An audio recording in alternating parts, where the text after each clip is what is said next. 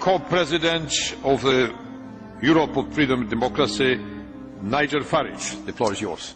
Well, here we are, on the edge of a financial and social disaster, and in the room today we have the four men who were supposed to be responsible.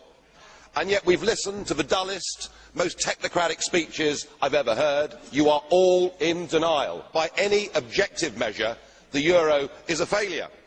And who is actually responsible? And who's in charge out of you lot? Well, of course, the answer is none of you, because none of you have been elected, none of you actually have any democratic legitimacy for the roles that you currently hold within this crisis. And into this vacuum, albeit reluctantly, has stepped Angela Merkel. And we are now living in a German-dominated Europe. Something that the European project was actually supposed to stop. Something that those that went before us actually paid a heavy price in blood to prevent. I don't want to live in a German-dominated Europe, and nor do the citizens of Europe. But you guys have played a role, because when Mr Papandreou got up and used the word referendum, or Mr Rehn, you described it as a breach of confidence, and your friends here got together like a pack of hyenas, rounded on Papandreou, had him removed and replaced by a puppet government. What an absolutely disgusting spectacle that was. And not satisfied with that, you decided that Berlusconi had to go.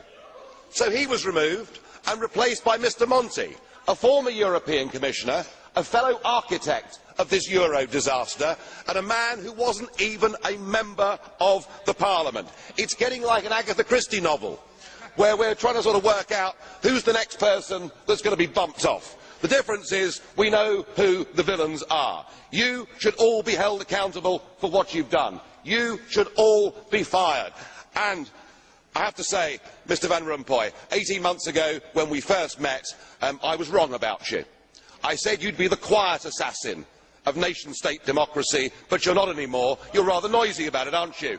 You, an unelected man, went to Italy and said this is not the time for elections, but the time for actions. What in God's name gives you the right to say that to the Italian people? Thank you. Then